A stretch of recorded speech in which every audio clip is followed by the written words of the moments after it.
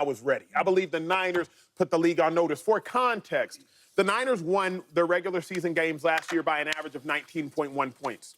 Last night, before Tyrod Taylor went in the game, the Niners were up 32-13. Y'all do the math. That's 19 points. The Niners did to the Jets what they did to everybody last year, simply reminding the world the Chiefs still dogs, we dogs too. After watching all of football throughout the course of the weekend, the two best teams in football, it was pretty objectively clear, were the Chiefs and the Niners. So I do believe that if you were asleep, and you thought Trent was asleep, and you thought Ayuk was asleep, and you thought McCaffrey was asleep, if you were asleep, you're awake now. I believe the Niners put the Wait. How, though? Like, this ain't a secret. They do that every year. They bully everybody, right? Run the ball, you know what I mean? Kyle Shanahan, all these nice plays. You got Debo bullying everybody. They do it every year. So I'm not shocked. There's no statement there, right? Because there's one big dog out there, right? Because there's a lot of dogs now, right? Glad they got them out there. We got the German Shepherds, but then you do got them pit bulls. And you do got them Rottweilers. So I will say that the Niners are like they German Shepherd, right? You know? But them Chiefs? Of course. So lead them out this conversation. Lead them out this conversation. That's respectful, but let me ask you something. What we know Yes, it is. Yes, it is. What we know about pit bulls? Look, what we know about the Niners, though, is this. They usually start slow, even when they finish fast. Remember, they've been to 3 straight NFC Championship games. One year they started 3-5.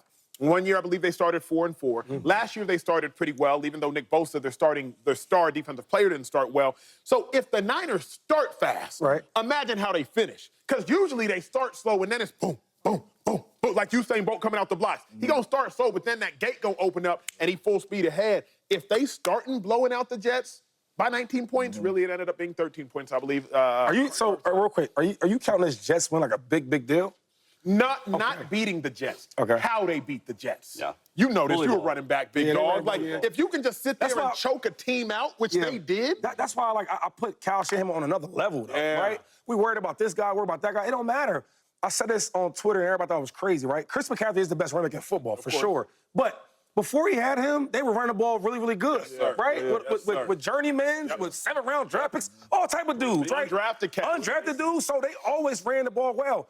I was talking to Frank Gore, and by the way, he just got into the Niners Hall of Fame at the game anyway, but we were talking before the game, and I was like, yo, how you think the back was going to do? He said, come on, Shady. It's Kyle Shanahan. The best offensive line, right? And they going, or not offensive line, but the offensive line, like, scheme-wise, right? You watch all the different things they was doing with Debo, motion, and everything they was doing. So I just feel like when we talk about this Niners win, yes, it was a great win, but a statement against the Jets, they are still the Jets. I think it was that straight. I think it was a statement, though, a little bit for one reason, and that is because the Trent Williams contract saga, the Brandon Ayuk contract saga, CMC is out. All right, all these distractions that could possibly hinder the game in your game plan and how your team feels it, none of that mattered.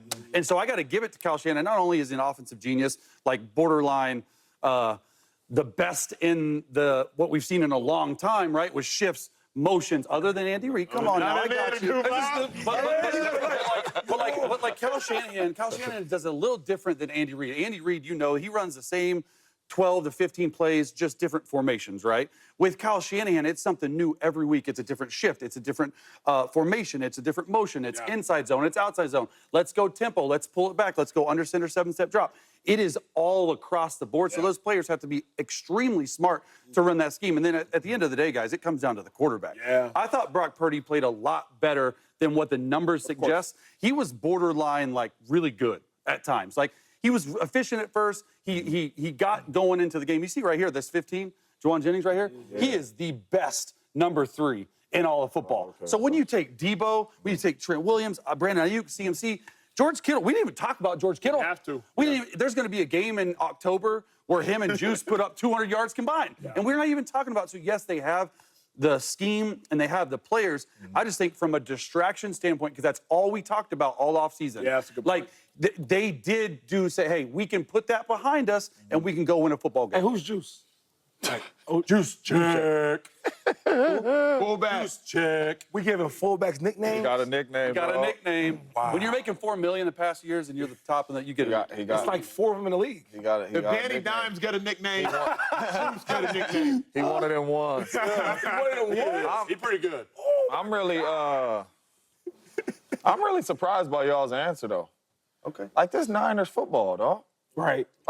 This Niners, they run the football, and they play action pass on third down, and Kyle Shanahan is always, every game Kyle Shanahan coaches in, we're going to choose 5 plays to where we saying, he's a genius. Yes, sir. Look at the way he dialed that up. That's what we're going to be saying. That's Niners football, right? They came out, they ran the football every single down With an undrafted the guy. Jets' throat. Yeah. When I was watching the game, I said Hassan Reddick should be thanking Kyle Shanahan. Yep. They got to get him in the building. That's good. Yep. Like, the Jets do not like to bring pressure. They like to rush 4, and they like to drop 7, and then they can stop the run with their front 4. Hassan Reddick not there. The Jets got bullied. But that's Niners football. Jets, if you want to compete with these dudes, the Niners, if you're trying to get to where you got to go, you got to get Hassan Reddick in the building. But, man, I'm not surprised. They didn't put the league on notice. What about this is Kyle Shanahan's What about this, though, Jay? offense, I'm thinking man. about it. You have a undrafted player at running back because the offensive player of the year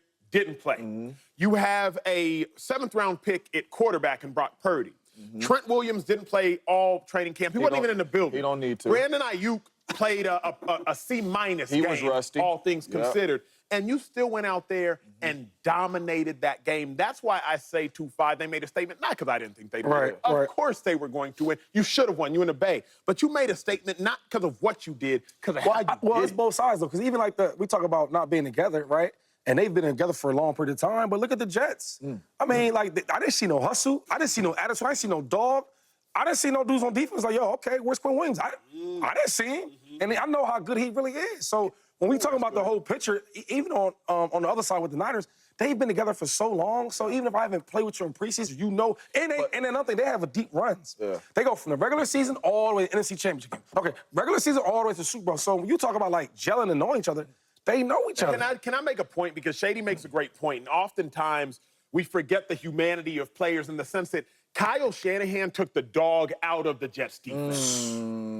He took the dog out of the Jets defense. Colin, get ready to cue it up because Kyle Shanahan, what he did, he took the dog out of the Jets defense by making deposits early so he could withdraw late. I want y'all to look at this man. This man is Ashton Davis. He's 6'1", 205 pounds. He's a nickelback. What else I want y'all to look at is the formation. You're going to see 2 fullbacks. This is the first quarter, 37 seconds left in the game, 37 seconds left in the first quarter. Pay attention to every detail I'm going to tell you. Watch this play and watch Ashton Davis. Once again, Ashton Davis, I told y'all, is 6'1", 205. He's being blocked right now by Trent Williams. Watch how the play ends for Ashton Davis. Okay, boom. The play ends for Ashton Davis. He's on the ground. He's on his back. Let me make the picture a little bit bigger for y'all. He's on the ground. That's the first quarter, 37 seconds left.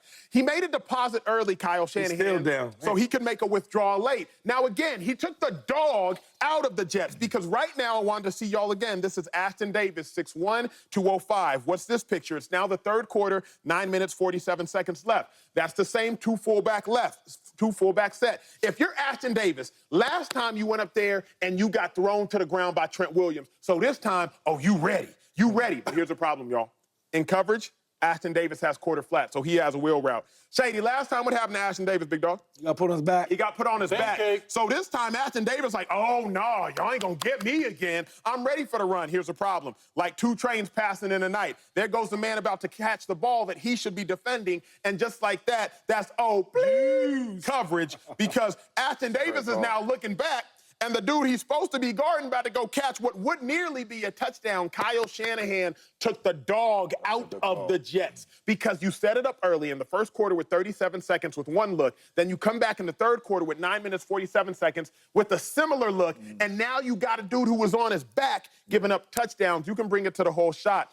It's not a coincidence that the Jets got exposed. Kyle Shanahan is out there playing chess, I believe, James Jones, like a freaking savant. He's using football players like chess pieces. You got your queens, your pawns, your rooks, your knights, your bishops. But the crazy thing is, he ain't even have his king and Christian McCaffrey and still put him in checkmate, no big doubt. dog. And it should be disappointing to the Jets. It really should be. Because the whole camp, all we heard out of that camp was, this is the hardest camp we've been a part of. We've been in pads all day. We've been banging. We've been doing that. And then on the other side of the Niners, all they dudes resting. Some of them ain't there. Some of them resting. They canceling practice with the Saints because they like, no, we ain't finna be practicing like that. And they came out there like they was the more physical team at training camp. Where was that at? You can't take your team through a training camp like that and then come out and not be physical when you hit the football field, and you know the Niners is physical. Another thing I took out of that game is Kyle Shanahan, and it's not a surprise, is way better than Robert Saleh because it was one-on-one. You've been in the building with Kyle Shanahan. You know everything Kyle Shanahan runs. You've been with that man as his defensive coordinator, going against him in practice. Kyle Shanahan been against your defense at practice, and he said, I know everything you about to do, and it's over, and it showed.